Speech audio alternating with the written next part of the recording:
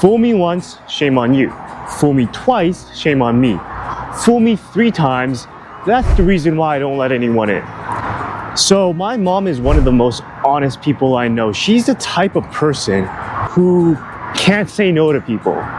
And that's a problem because that is something that I inherited. I have struggled for the longest time when it comes to saying no to people.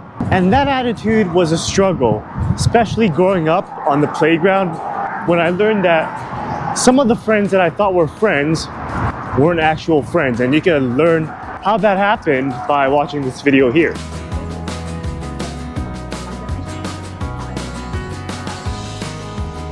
So where I'm trying to go right now is check out the JFK Memorial.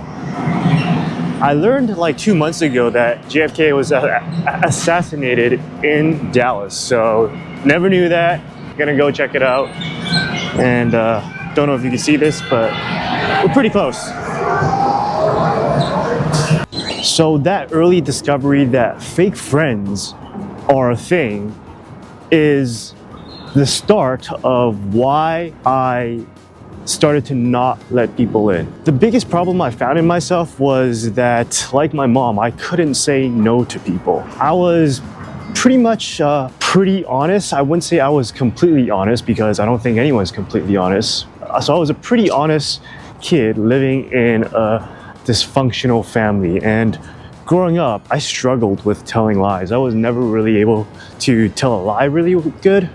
And I remember that at school, if I told a lie, I would just play back me telling that lie for days, for weeks, not months, but for days and weeks on end.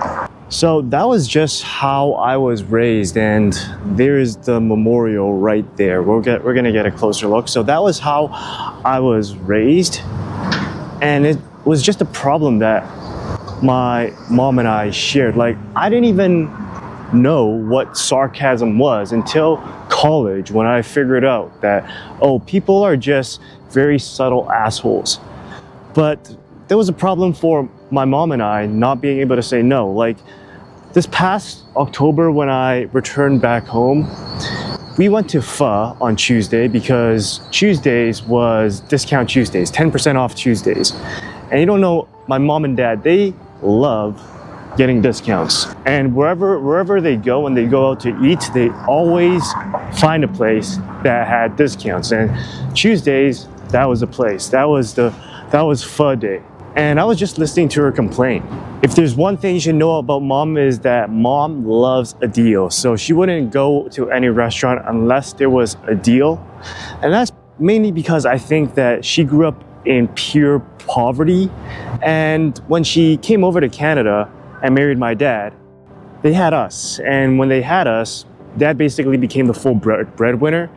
And then she basically just quit working and became a stay-at-home housewife. And she became a housewife that balances the budget with a husband who had a gambling addiction. So basically she lived in scarcity. So when her friend, who does still have a full-time job, asked her if she wants to go to high tea or coffee, basically these white people places that offers no discounts, she hated that because she likes going to her little HK diners that has 10% off on certain days or 20% off on certain days. Like, and pro tip, HK cafes more than likely will always have that some sort of discount going on. So if you want to find a deal, that is where you go. But since my mom is that I can't say no kind of person, she is basically just avoiding this friend now, because whenever her friend invites her out,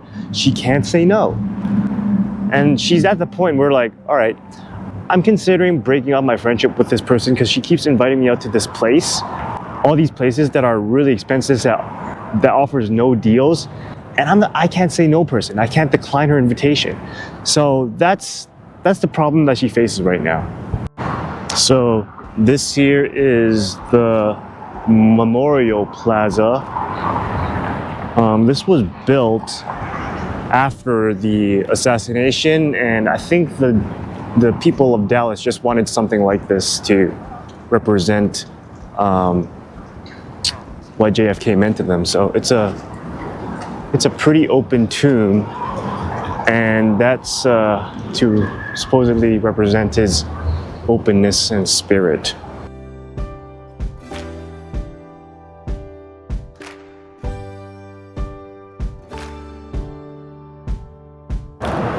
Yep, so I wouldn't be out here if you didn't have me making a YouTube video. Pretty cool church right next to it though. So that sort of problem plagued my mom and also plagued me too. I almost am as frugal as my mom, which is hard when it comes to dating because the American culture is we like to spend. Even if we don't have the money, we put it on credit. That's how it goes. And I just don't like living like that. That's a really cool church. So where am I going with this? There was this one time where I met this guy for like a short 2 weeks, and he struggled with money. He was like a dropout in high school, and he found a job, and he also was a dad apparently. So I met him at this bar. He was a friend of a friend, so I thought he could be trustworthy. And a week after I met him, it was near Christmas. He asked me, "Hey Donald, you know, Christmas is coming over, and I had this new job, and they were unable to pay me because I didn't have my pre-authorized deposit form sent in. Because when you get hired, you know, you give them like a pre-authorized check for them to deposit your money. So he forgot to do that apparently. And what happened was he said, "You know, Donald, Christmas is coming up and I really want to get something good for my kid. Can I borrow $50? I'm gonna pay you back right when I get paid." And you know, Christmas happened. I sent him the money. Christmas happened. I sent him the money. And then after the new year, I asked him, "Hey man, are you gonna pay me back anytime soon?" And he said, "Oh no, there's some issues happened with the pre-authorized deposit. I don't have the money yet. I'll get it back to you as soon as I get paid." And that sort of excuse happened day after day, week after week. And eventually I just never heard from the guy again. So that was me back then in my younger days. I was just honest. I took people at their word that if they say they're gonna go and they needed the money to buy a present for their kid for Christmas, that's what I expected they need the money for. Now, I don't even know if that guy actually had a kid or whether he actually bought a present.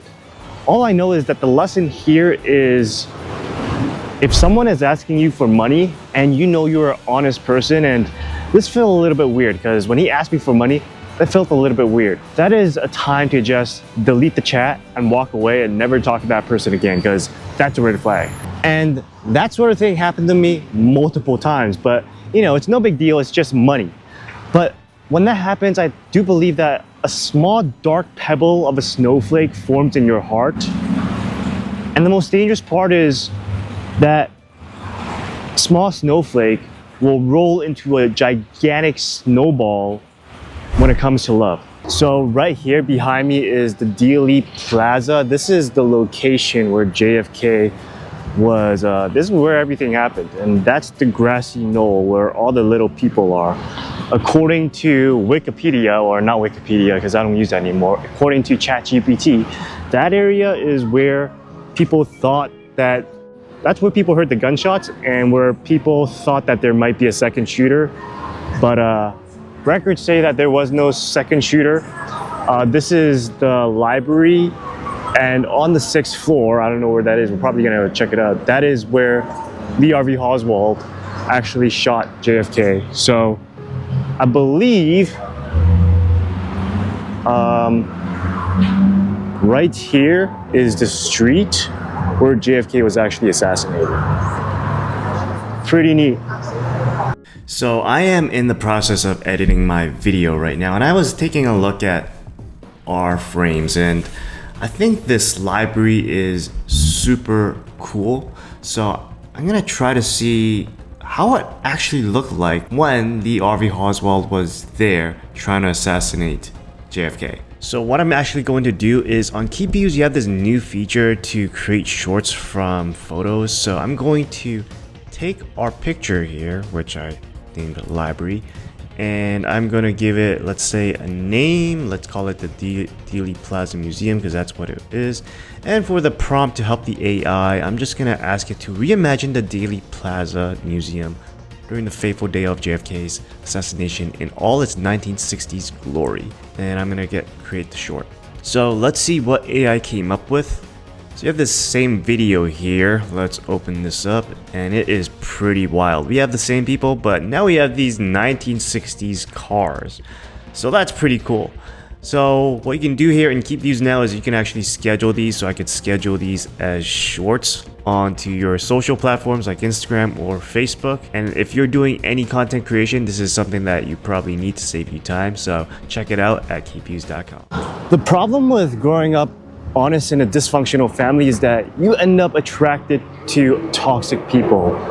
And those toxic people, they just screw you up big time. They screw you up to the point where you lose trust in people and you just don't let anyone in. And what I learned later in life that is super important if you're a man is if a woman tells you that they're not interested in you, then you take them at their word and you just walk, because any more time spent chasing is just a waste of your time. If she doesn't make it easy for you to access her, it's not worth it. You just gotta walk.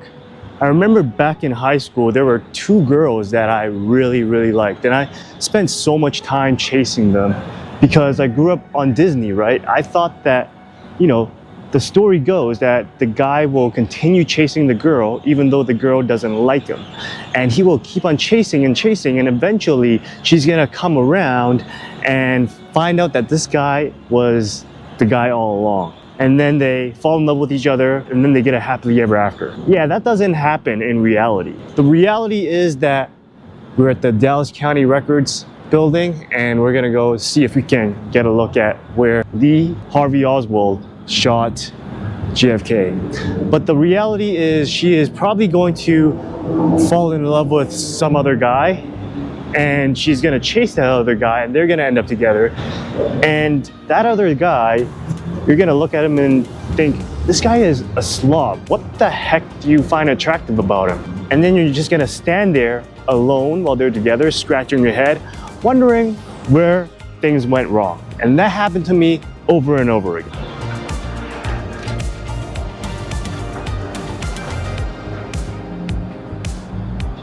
Plaza intro.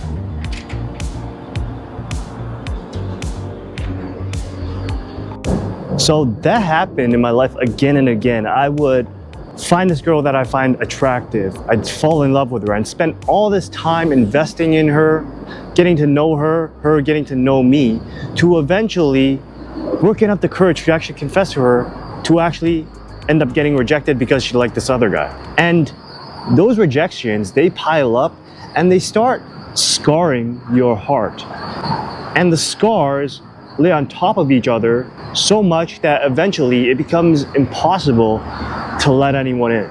And if you've been in that situation where you're an honest person, but the experiences in life has got you to the point where your heart is hardened to the point where you think you can't let anyone in anymore, and you want to let someone in again to learn how to love, then this is how you do it. Or this is how I found myself doing it. So I've actually walked around this whole building trying to get into the library, and I am not able to get in. The door, the front door, as you saw earlier, was locked. So no entry to, the entrance is that way, but the entrance I tried earlier was locked. So I don't think we're able to get in. So I remember in 2018, I had a near-death experience, and that caused PTSD. And that was the same time where things ended with this girl that I really liked. And I'm not gonna go into the story here because I told the story multiple times in my other videos, but I literally said to her that I wasn't interested in being friends because she wanted to stay friends. And I was like, yo, this is gonna be romantic or we're not gonna have anything at all. And she picked not having anything at all. So she literally ghosted me. She picked nothing at all. And while she get to experience the excitement and joy of a new relationship, I just sat there with a sinking feeling in the pit of my stomach. So in hindsight, it was the correct decision for us to not see each other or for her to ghost me. Let's put it that way. Because I think that if you have one-sided feelings for someone and they just want to stay friends, there is no way anything can happen. Because the timing just isn't right. The timing matters. So the best thing to do at that point is to wish her well, politely pray for her that she finds joy and happiness in her new relationship. And later on, if things don't happen, if they break up, and then you run into each other again, and then you find that you still have feelings for them, and they have feelings for you now, then the timing is correct, and then something magical can happen. But the important thing is to just don't burn the bridge. Just don't act out in anger. Like I said, politely wish them the best and walk away before you do something stupid that might ruin anything that might happen in the future. Because acting in anger and hate just because you didn't get what you want, that is just what children do. So if you're a guy, no matter what, the important thing is to walk away. You are not going to be friends. You're not going to be that emotional sponge, because I believe for men, if they are willing to give time for a woman, they eventually want to be intimate. They want that physical connection. Whereas for women, that doesn't come as much of a value for them. They want more of an emotional connection. So the idea of staying friends, give them that emotional connection, but you're not really getting anything in return because you don't get to be intimate. And a lot of Christians will hate me saying this, but you're only there to entertain her because you want to have sex with her. So I think that it's important for there to be an equivalent exchange. So when she says that she doesn't want to be with you, but she wants to be friends, then that's when you walk away, because nothing's gonna happen.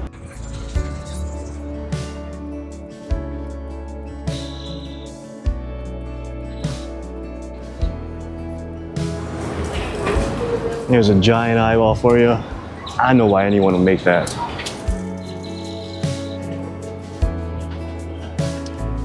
So I don't know if it's a thing, but there's a bunch of teen cheerleaders all around the city, or where I'm chilling out right now. We didn't have cheerleaders where I grew up. We didn't have a cheerleading team in high school. I think we had one when I was in college, but I don't think it's such a big thing in Canada.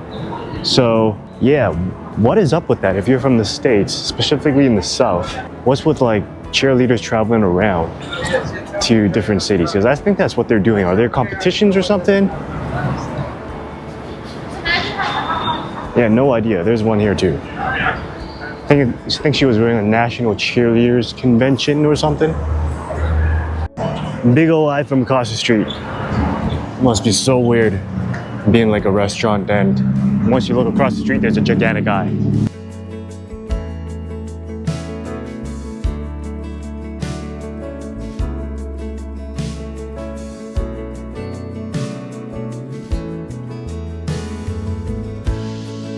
So this is the Spirit of Communication. It's apparently an over 24-foot tall bronze sculpture by Evelyn Beatrice Longman, and has been AT&T symbol since 1916. I can hear all the Christians coming at me saying, you know what, you should ignore your desires and love her unconditionally, stay friends because that's what she needs. Well, I'm going to tell you that I'm not a perfect Christian at all. I can love her and pray for her unconditionally from afar, because that's what I do for strangers. That's what I do for her as well. There is no discrimination for that. However, I am not wasting my time playing Hollywood to be friends with a girl where I'm not going to get anything in return. I am not spending time on a girl who picked another guy over myself. So actually, I'm not sure where we are. I think we are in the historic district. Well, we were there where JFK was assassinated. We're right next to Commerce Street. So maybe this is the financial district, I don't know. I love getting lost like this, but right now I'm trying to find a Starbucks because I really need to pee, as usual. Oh, I could just pee in the Westin. What a great idea. Just need to find the entrance to that place.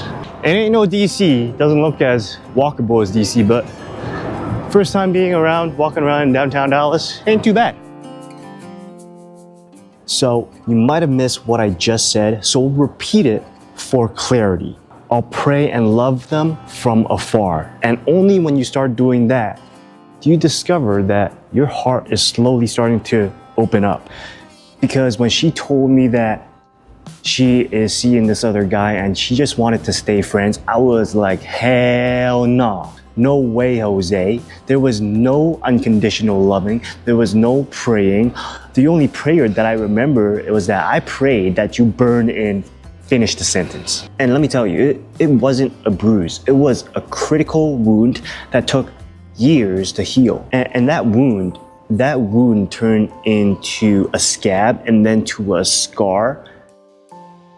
And I thought that I would never be able to love again, that this was it. I am just gonna go through life without being able to feel a thing, without being able to love someone again.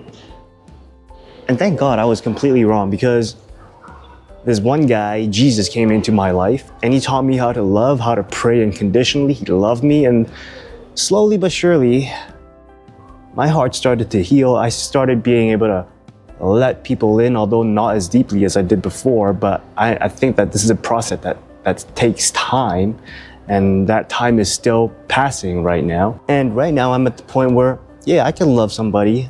I can love somebody that's not fully committed from afar. And proper Christians might say something like, yo man, that is not the proper way to do it. You gotta be there for people. You gotta show them that you love them. Well, if that is the condition to be a proper Christian, then I am not a proper Christian. I am a messy Christian. You know, right now I'm at a point where I'm still trying to figure things out on my own. And my cup is not full, and I can't fill someone else's cup when I'm still having trouble filling my own cup. You know, I was broken to the point where I didn't let anyone in whatsoever for fear of being hurt again. And by the miracle of God, I'm able to slowly but surely let people in. Albeit slowly, but surely I'm letting them in a little deeper than I was able to before. And guys, if this video brought you any comfort, if you're in the same situation and you found some hope in it, then you might want to check out this video here. Love you, fam.